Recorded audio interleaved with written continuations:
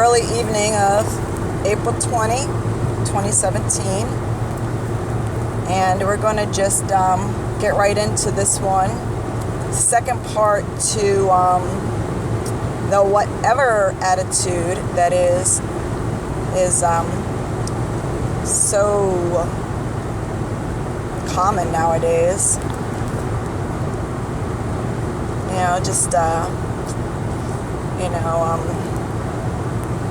People just don't seem to care. And we introduced this subject in the first part. It's already posted, so we're gonna just continue on. We spoke about having compassion for people who exist this way.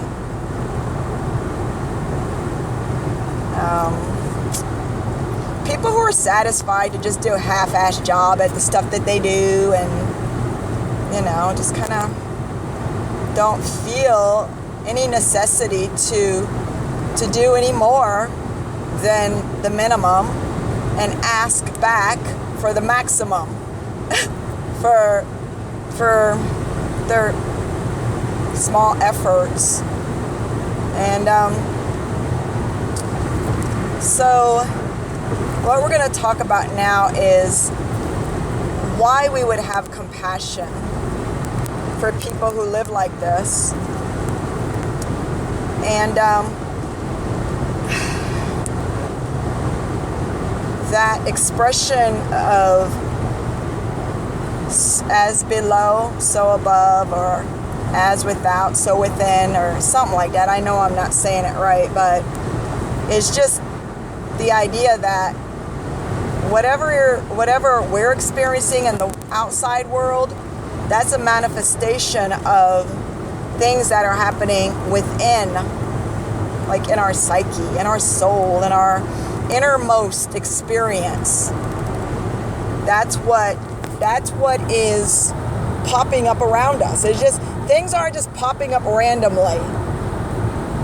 Our world is a direct reflection of our world within. So we'll start with that.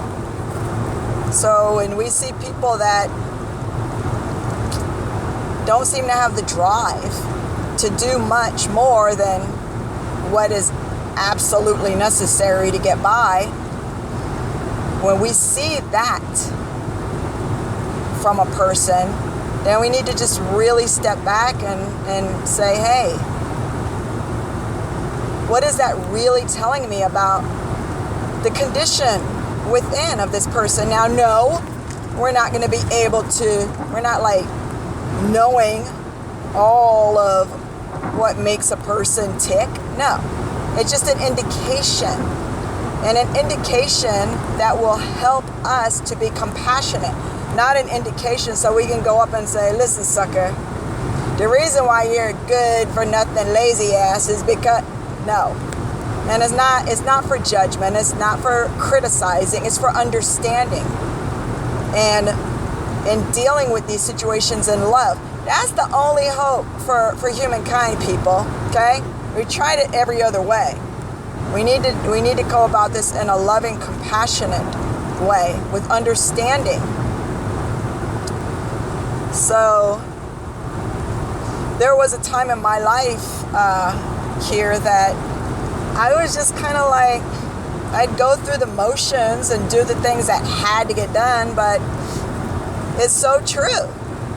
I did the minimum, and I'm not patting myself on the back but I've overcome that and now I do everything right and blah, blah. No, what I'm saying is at that time, it was just like, it was a true reflection of how I felt about myself and my place in the world and about everything.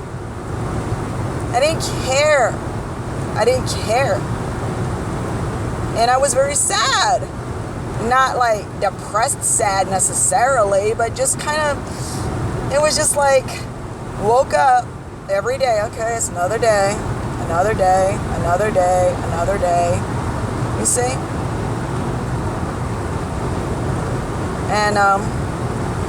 There was nothing to look forward to, really. It was just day in, day out, same old shit.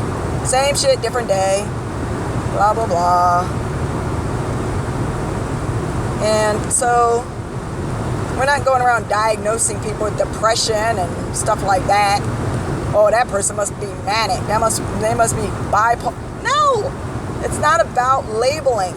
It's about understanding. We can have compassion when people are just barely eking out their existence. It's just like, God, I wish I didn't have to do anything. And that's what's reflected in the things in their world on the outside. See? So we can have compassion for that. You know, and it is true, though, that many people are depressed, different levels of depression or whatever. And again, we don't really want to label it, but people are not feeling energetic, you know, as to their place in the world, how they feel about themselves. It's just slow and heavy. And that doesn't feel good. Have you ever had to carry a heavy load a long ways?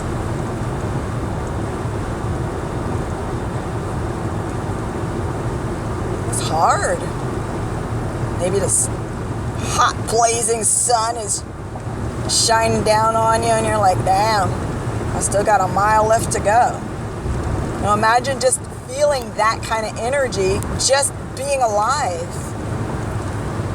So, and no, we're not saying let's solve the problem. Part of solving the problem is compassion and understanding, not trying to fix people. I want to fix that person because now they're messing up my shit. Well, now you're just being selfish. I mean, it's understandable that when people's behavior is interfering with the things that we want to accomplish, yeah, we understand that, but that can't be the focus. The focus has to shift to, I missed my exit, y'all. I was really getting into this. The focus has to shift to just understanding. That's it. That's a hard way to live. So can't we just do that? Have empathy? So, you know. So that's that part of it. That's the second part of our thing here. And, you know, because if we go in it with an agenda of changing the person and fixing the person and any kind of agenda. Oh, she's taking pictures of her little girl in the flowers. How sweet. If we go in situations with an agenda is not love. Agenda is my interests. You see, your interests are important, but they're not more important than love. The things we're trying to do, yeah, they're important to us, but they're not, in the big picture, they're not the most important. Okay, humankind, humanity, hearts, understanding, coming together, those are way more important than let's just put a Band-Aid on this so I can get to where I'm trying to go. That's just self-serving. And we've been self-serving for millennia, and this is where it's gotten us. So let's try a different approach. The approach of just, you know, having love. You know, And again, he said empathy. Okay, so that's going to do it for this segment. And there may not be another one because that's it. That's our tactic now, if you want to call it that, is just what we just said. So thank you so much. And as always, we're wishing you much love in your endeavors and in your journey. Good night.